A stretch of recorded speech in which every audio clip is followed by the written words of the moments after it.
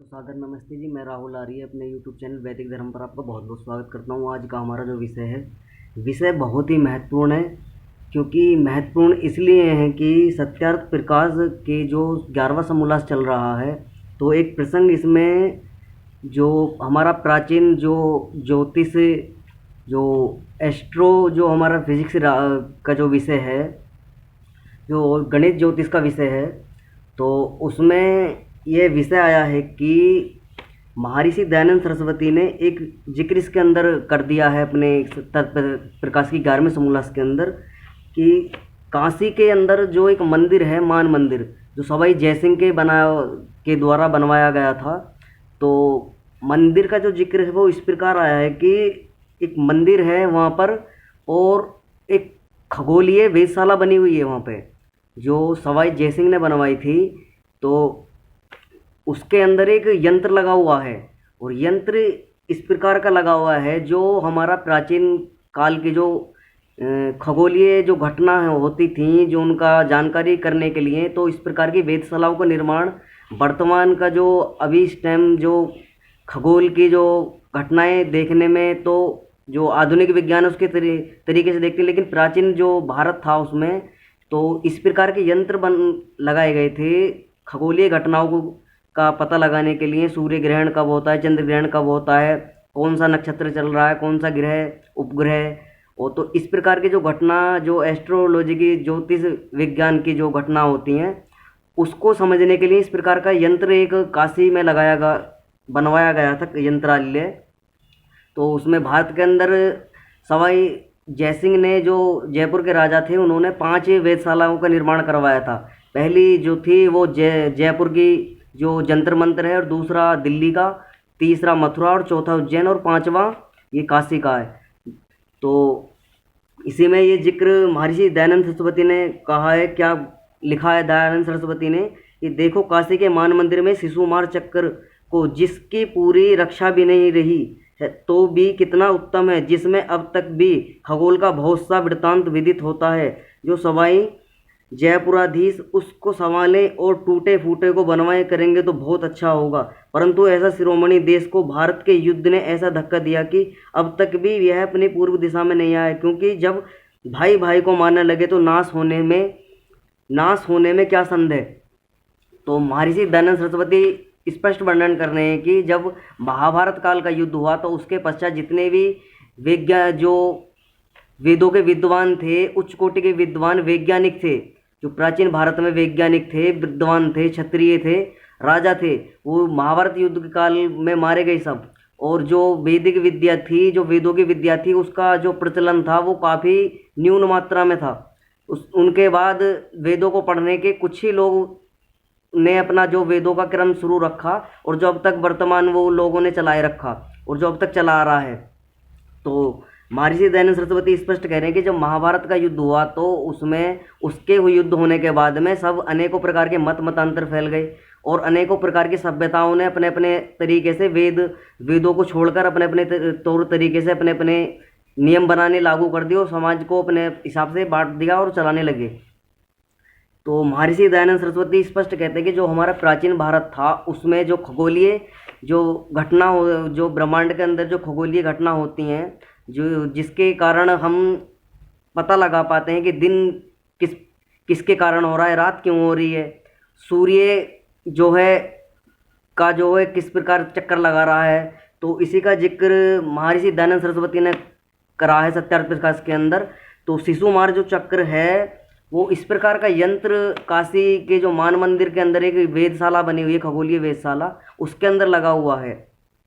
तो इसका जिक्र आया है। तो मैं आपको स्पष्ट वर्णन कर दूं कि इसको समझने के लिए थोड़ा हमें ज्योतिष गणित का सहारा लेना पड़ेगा। ज्योतिष गणित का सहारा इसलिए लेना पड़ेगा क्योंकि ये जो शिशुमार चक्र है, ये है हमारे ग्रह, उपग्रह और नक्षत्रों से जुड़ा हुआ इसका विषय है। तो इसे समझने के लिए हमें पहले समझना पड़ेगा कि जब हमारी पृथ्वी अपनी धुरी पे गति करती है, तो अपनी धुरी पे गति करने के कारण ही दिन और रात होते हैं। और जब पृथ्वी सूर्य के चारों ओर चक्कर लगाती है तो एक वर्ष होता है। तो सूर्य के चक्कर लगाने के कारण जब हमारा एक वर्ष पूरा होता है, तो 360 दिन में एक चक्कर सूर्य के पृथ्वी लगाती है। 360 दिनों में एक चक्कर पृथ्वी का पूरा होता है सूर्य का। जब सूर्य जब सूर्य मिले जो हमारी आकाश गंगा है उसको चक्कर लगाता है, तो एक मनवंतर का वृतांत जो है पुराणों के अंदर वर्णित है, जो इतिहास है वो यह बताता है कि जब सूर्य आकाश गंगा के चक्कर लगाता है तो उसे एक मनवंतर कहा जाता है। तो मनवंतर के समझने के लिए एक मनवंतर के अंदर 71 चतुर्युगी होती हैं। चतुर्युगी को समझने के लिए एक एक जो युग होता है, जो एक चतुर्युगी जो होती है, एक चतुर्युगी के अंदर 4 युग होते हैं, कलयुग, द्वापर, सतयुग, त्रेता युग और सतयुग।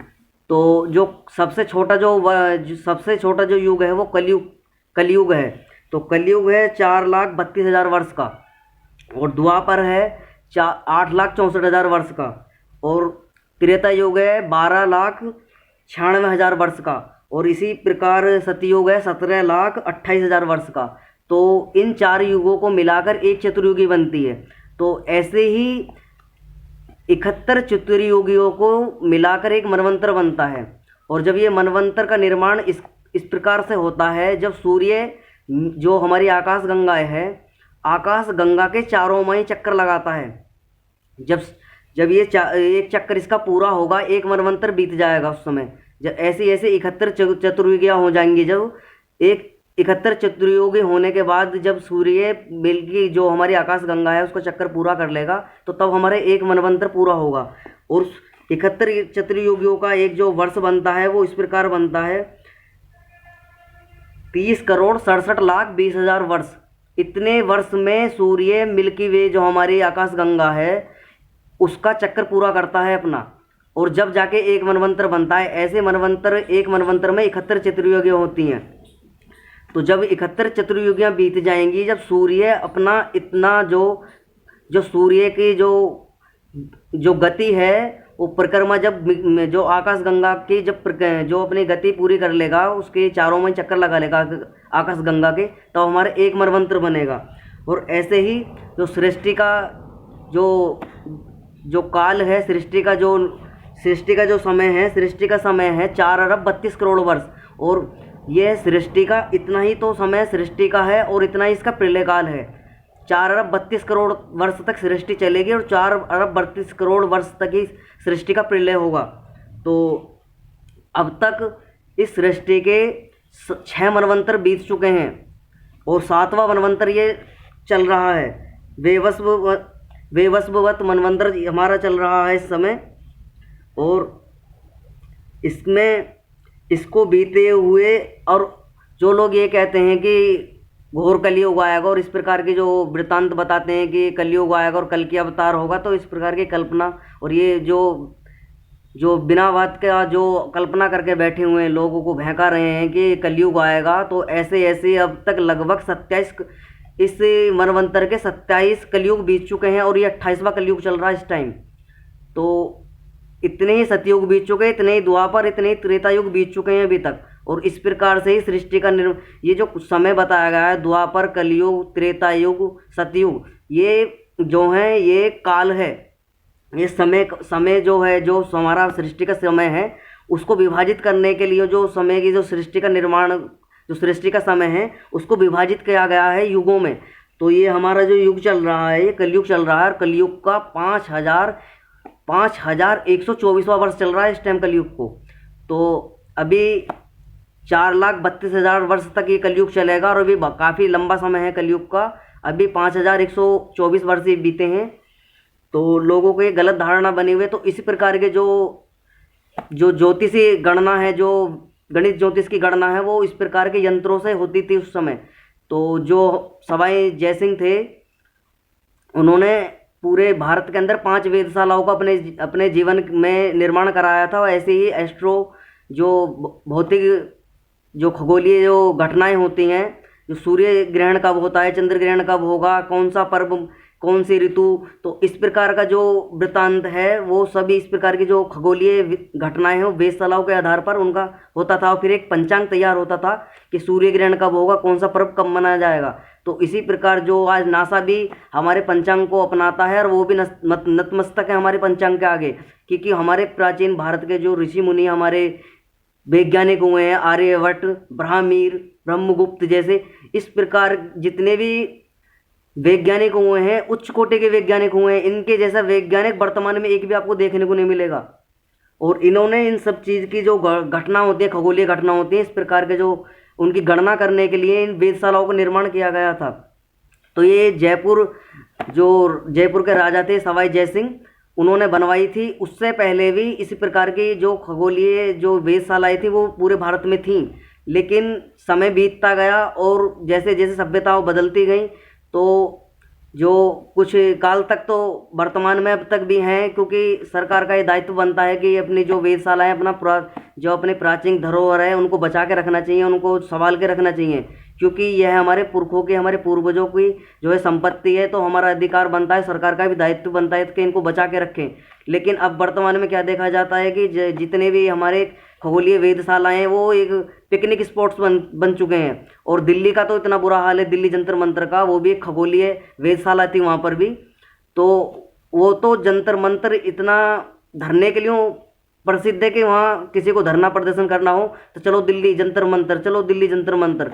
अब उसके चारों माई बड़ी बड़ी इमारतें, और साथ में अगर किसी को धरना प्रदर्शन करना हो तो चलो दिल्ली जंतर मंतर का सहारा लेती है पब्लिक।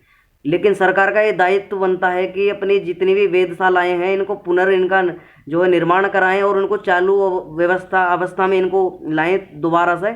तो सरकार को अपना जो प्राचीन धरोहर है हमारी भारतीय संस्कृति को, उसको भूलना नहीं चाहिए, उसको सहयोग करके उसको पुनः उसका निर्माण करना चाहिए। और जो आने वाली पीढ़ियां हैं जो अपने प्राचीन भारत को देखकर गौरवान्वित महसूस करें। कुछ ऐसे जो स्थल भी हैं भारत के अंदर, जो कुछ तो बहुत अच्छी कंडीशन में है, सरकार उनको योगदान भी देती है, सहयोग करती है, उनका पुनर्निर्माण भी करती है।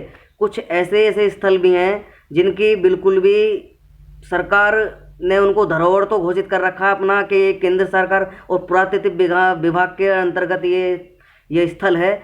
अभी वर्तमान में आपको देखा जाए तो महाभारत काल का जो समय रहा है और महाभारत काल का जो शहर था हस्तिनापुर के अंदर आप जाके देखोगे तो इस प्रकार वहाँ पे खंडर बन चुका है वो पांडवों का किला, कि उसके अंदर इतना वन है और कि दिन में भी जाने से डर लगता है व्यक्ति को। तो सरकार का दायित्व बनता है कि अपने जो प्राचीन धरोहर है उनको संभालें, उनका पुनर्निर्माण कराएं, जिससे कि आने वाली जो संतति है वो भी देखे कि भी हमारा प्राचीन भारत किस प्रकार का था। तो सरकार को सहयोग करना चाहिए। ये इस प्रकार का नहीं है कि भी हमने उसको पुरातत्व विभाग का उस पर उसका बोर्ड लगा दिया और सरकार के अधीन कर लिया। लेकिन सरकार का दायित्व बनता है कि सरकार की प्रॉपर्टी है, सरकार के अंतर्गत है, तो उसका पुनर्निर्माण भी कराए, उसकी देखरेख कराए, उसको जो कुछ वहाँ के धरोहर हैं, कुछ चिन्ह प्रतीक चिन्ह जो वहाँ के हैं, उनको जो जिनकी जानकारी है उस तरीके की जानकारी उस किले में और जो जितने भी हैं उनका पुनर्निर्माण कराकर और उस धरोहर को बचाने की कोशिश करे तो सरकार काफ़ी अच्छा है। तो इसी प्रकार का जिक्र महर्षि दयानंद सरस्वती कर रहे हैं कि हमारा जो प्राचीन भारत रहा है वो उच्च कोटि का और वैज्ञानिक जो प्रवृत्ति है उस तरह का हमारा भारत रहा है। तो हम अपने भारत के अंदर जो लोग ये कहते हैं कि भारत तो गडरियों का देश है, सपेरों का देश है, तो उनको सीख लेना चाहिए कि जब तुम्हारा पुरखों का जन्म भी न होगा तब हमारे भारत के अंदर इस प्रकार के जो हैं वैज्ञानिकों ने खोजें कर ली थी, समय की गणना कर ली थी, समय को अपने हाथों पे बांधना प्रारंभ कर दिया था और समय को अपने हाथ में लेके घूमता है आज भी व्यक्ति। तो ये विदेशों की देन नहीं है, हमारे भारत की देन है।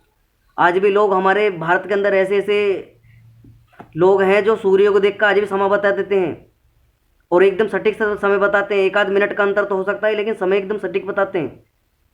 तो इस प्रकार की गणनाएं हमारे भारत के अंदर थीं और आज भी सरकार का दायित्व बनता है कि उनको संभाल के रखे और अपना जो है इस प्रकार के जो खगोलीय वेधशालाएं उनका निर्माण पुनः उनको चालू अवस्था में रखे और उनसे अपने खगोल की जो जानकारी है वो एकत्रित करे और जो स्पष्ट जानकारी है वो आज भी आपको मिल सकती है उनसे। तो नासा भी और जितनी भी एजेंसियां हैं जो खगोल शास्त्र पे, जो अपने खगोल विज्ञान पर अपना जो है ब्रह्मांड की घटनाओं का जो जो निरीक्षण करती हैं, उनको भी समझना चाहिए कि हमारा जो पंचांग है, नासा आज भी हमारे पंचांग का उपयोग करता है अपने अपने स्पेस में भेजने के लिए। किसी भी अगर यान को भेजना हो तो आज भी नासा सहारा लेता है भारतीय पंचांग का। तो महर्षि दयानंद सरस्वती भी इस प्रकार ही जो है वो जिक्र कर रहे हैं अपने सत्यार्थ प्रकाश के अंदर कि सूर्य जब चक्कर लगाता है आकाश गंगा के तो एक मनवंतर बनता है। और ऐसे ऐसे हमारे जो सूर्य हैं वो 7 सूर्य हैं, जो 7 सूर्य मिलकर एक आकाश गंगा के चक्कर लगाते हैं। हमारी आकाश गंगा के 7 सूर्य हैं जो चक्कर लगाते हैं। पहला जो हमारा सूर्य है उसका नाम है, आपको बता दूं मैं, आरोग, और दूसरा है भाजक, और तीसरा पटर, चौथा पतंग, पांचवा स्वर्ण, और छठा है ज्योतिष्मान, और सातवां विभास। तो ये 7 सूर्य मिलकर मिल्की, जो हमारा आकाश गंगा है, मिल्की वे जिसे इंग्लिश में कहते हैं मिल्की वे, उस आकाश गंगा के चक्कर लगाते हैं। और ऐसे ही बहुत सारी आकाश गंगाएं मिलकर एक केंद्र बिंदु का चक्कर लगाती हैं। तो ये शिशुमार जो चक्कर है, ये आकाश गंगा का नाम है शिशुमार चक्र। तो इस शिशुमार चक्र जो कहा गया है महर्षि दयानंद सरस्वती ने, तो ये है इसी प्रकार का जो वर्णन महर्षि दयानंद सरस्वती ने अपनी सत्यार्थ प्रकाश के अंदर किया है। तो ये खगोलीय घटनाओं को प्रदर्शित, जो खगोलीय घटनाओं का जो जिक्र, जो उनके खगोलीय घटना जो होती हैं ब्रह्मांड के अंदर, उनकी जानकारी करने के लिए, उनकी गणना करने के लिए, तो इस प्रकार की वेधशालाओं का निर्माण हमारे जो राजा महाराजा होते थे वो करवाते थे। और उसी से अपना समय का, ग्रहों का, उपग्रहों की गतियों का जो भी उनकी गणना होती थी वो करते थे। तो ऐसे ही पृथ्वी सूर्य का चक्कर लगाती है, सूर्य मिल्की वे का चक्कर लगाता है, और सूर्य के उपग्रह चक्कर लगाते हैं। और मिल्की वे ऐसे बहुत सारी जो हैं, जो आकाश गंगाएं हैं, वो एक केंद्र बिंदु का चक्कर लगाती हैं। तो इसी प्रकार हमारा जो है काल चलता है, समय का निर्माण होता है। उपग्रह, ग्रह, उपग्रह ये सब अपने अपने गति पे घूम रहे हैं। कोई जितने भी हमारे ग्रह हैं, कोई उपग्रह का चक्कर लगा रहा है, उपग्रह सूर्य का चक्कर लगा रहे हैं, सूर्य आकाश गंगा का चक्कर लगा रहा है। तो इसी से हमारे काल की गणना का निर्माण होता है।